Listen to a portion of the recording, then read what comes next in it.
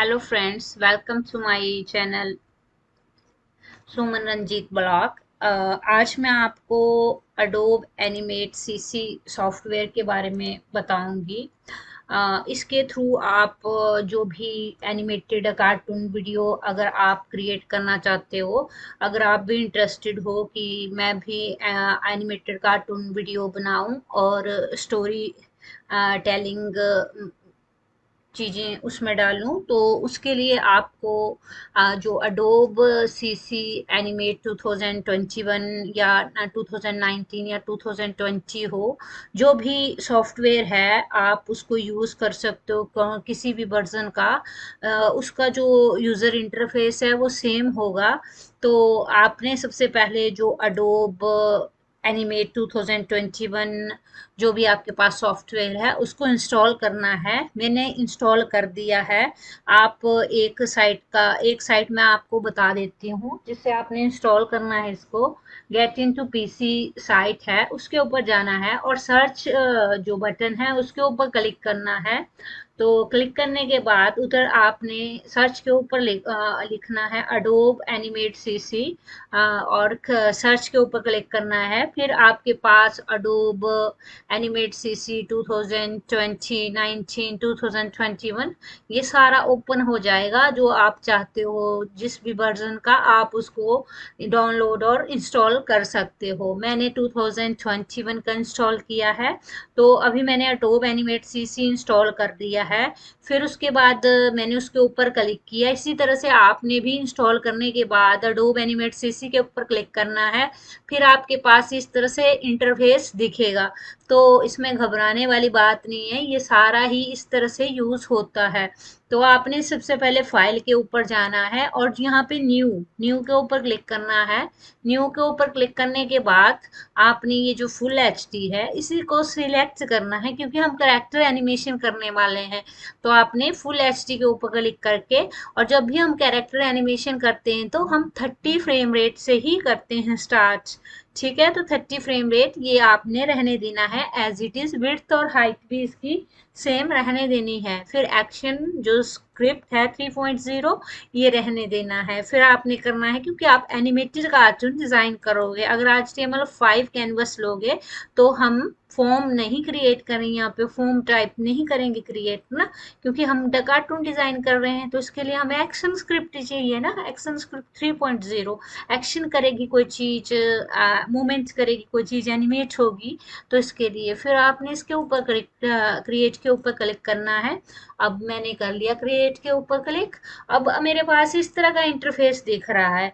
मान लो सपोज जब आप स्टार्टिंग में अपना सॉफ्टवेयर इंस्टॉल करोगे और फिर एंटर होंगे, तो आपके पास इस तरह का इंटरफेस नहीं दिखेगा। वो इसलिए नहीं दिखेगा क्योंकि विंडो पे जाके, अगर आप वर्क स्पेस के पास जाके अगर आप इसके ऊपर क्लिक करते हो किसी के ऊपर, मान लो सपोज डिजाइनर के ऊपर क्लिक किया आपने, तो आप डिजाइनर के ऊपर क्लिक किया तो आपको इस तरह का इंटरफेस दिखेगा। मान लो स्टार्टिंग में आपको इस तरह का ही इंटरफेस दिखेगा जब आप अपने जो सॉफ्टवेयर है उसको इंस्टॉल करोगे और जब ओपन करोगे। तो तब अगर आपके पास इस तरह का इंटरफेस दिखे तो आपने जल्दी से जो हमारा विंडो है इसके ऊपर क्लिक करना है। और विंडो के ऊपर क्लिक करने के बाद जो ये वर्क स्पेस है इसके ऊपर क्लिक करना है। और जो ये हमारा क्लासिक जो मेन्यू है इसके ऊपर क्लिक करना है। और इस तरह से हमारे पास इंटरफेस ओपन हो जाएगा। अब हमारे पास ये सीन दिख रहा है आपको, ये हमारे पास एक स्टेज होता है जिस भी हमने किसी कार्टून का, एनिमेटेड कार्टून को डिजाइन करना है और उसकी जो वीडियो है वो क्रिएट करनी है। तो वो सब हम इस स्टेज के ऊपर करते हैं। इसको सीन भी बोलते हैं और स्टेज भी बोलते हैं। इधर देख सकते हो आप, सीन सीन में ही आप एडिटिंग करोगे।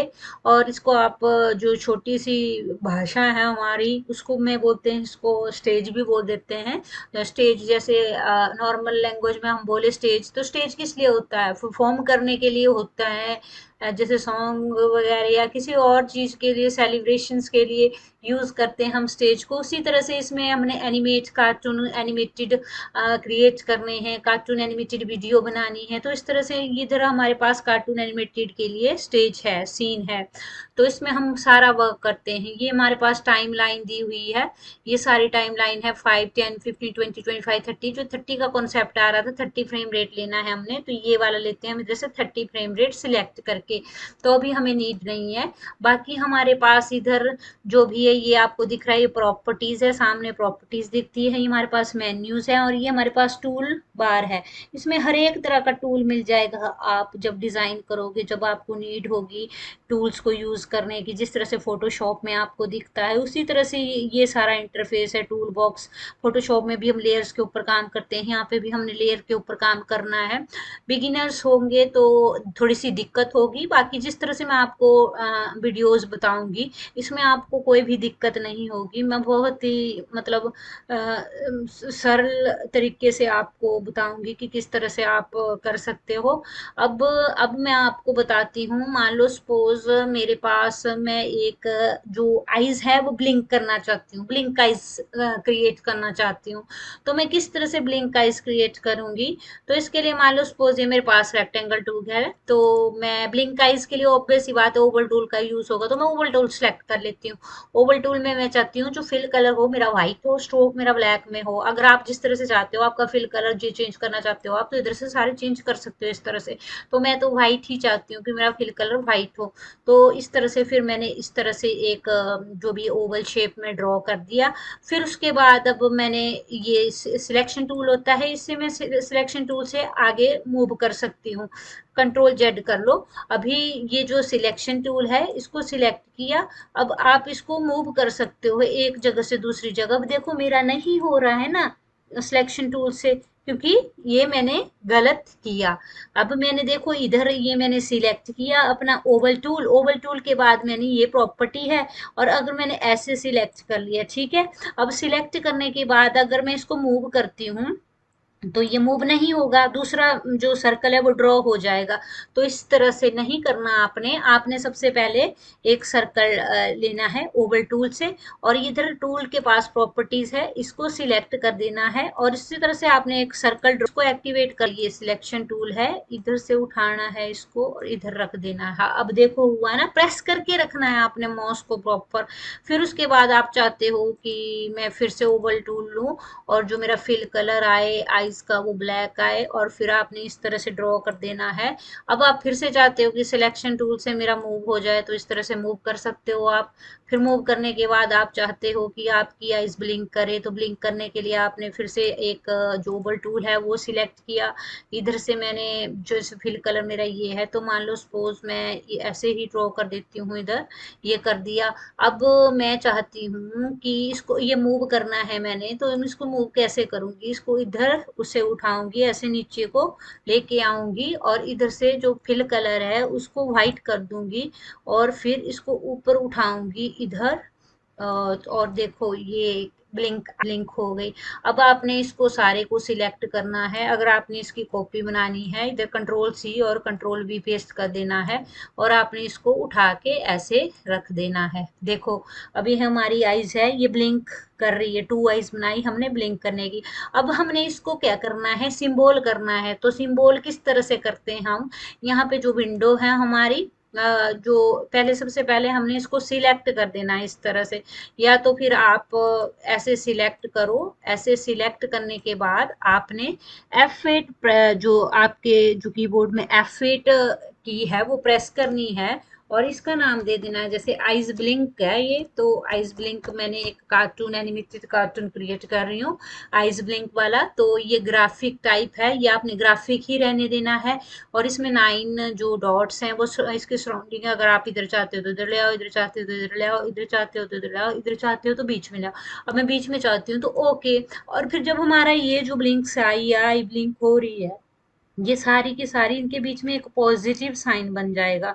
ये पॉजिटिव साइन इट मीन्स हमारी जो आईज है, टू आईज है, ये ब्लिंक मतलब सिंबल हो चुकी है।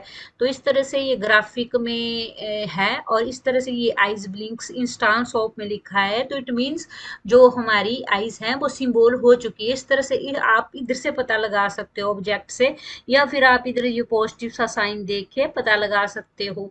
तो इस तरह से आप इसके ऊपर वर्क कर सकते हो। और ये टाइम लाइन होती है, इसमें मैं आपको एनिमेटेड कार्टून की जो की फ्रेम्स होती है किस तरह से सेट करते हैं, और किस तरह से बाउंस करती है चीजें, और किस तरह से जो हमारे कैरेक्टर है वो किस तरह से बनते हैं, और लेयर में किस तरह से काम होता है, ये सब मैं आपको अगली वीडियो में बताऊंगी। और इसमें जब भी जो भी आपने काम करना है, इधर से आप प्रॉपर्टीज में जाके, असेट्स में जाके हर एक चीज चेंज कर सकते हो। बॉर्डर, जो भी आपका बॉर्डर है किसी भी चीज का, और उसकी जो कलर है, फिल कलर है, वो सारा कुछ चेंज कर सकते हो। किस तरह से आप सिंबल कर सकते हो चीजों को। और इधर फाइल से जाके आपने अगर सेव करना हो तो सेव एज करना है। अभी तो जस्ट मैंने आपको बताया। और ये से एनिमेट किया जाता है बॉल को। बॉल ले लो या बॉक्स ले लो, किसी भी तरह से मैं आपको बता दूंगी। पहले बॉल से बता दूंगी, फिर आपको बॉक्स से बता दूंगी। तो इस तरह से आप एनिमेट सीसी में वर्क कर सकते हो। अगर आपने इसके ऊपर कार्टून डिजाइन, कैरेक्टर डिजाइन करना है, कार्टून वीडियोस बनानी है, तो आप मेरे सारे ट्यूटोरियल ध्यान से देखना। ये आपके लिए बहुत ही बेनिफिशियल है। और इन फ्यूचर आप इसको करके मतलब अच्छे से प्रैक्टिस करके तो किसी भी कंपनी में जॉब कर सकते हो। तो अगर आपको मेरी वीडियो अच्छी लगी हो तो काइंडली लाइक, शेयर और सब्सक्राइब जरूर करना। Thank you.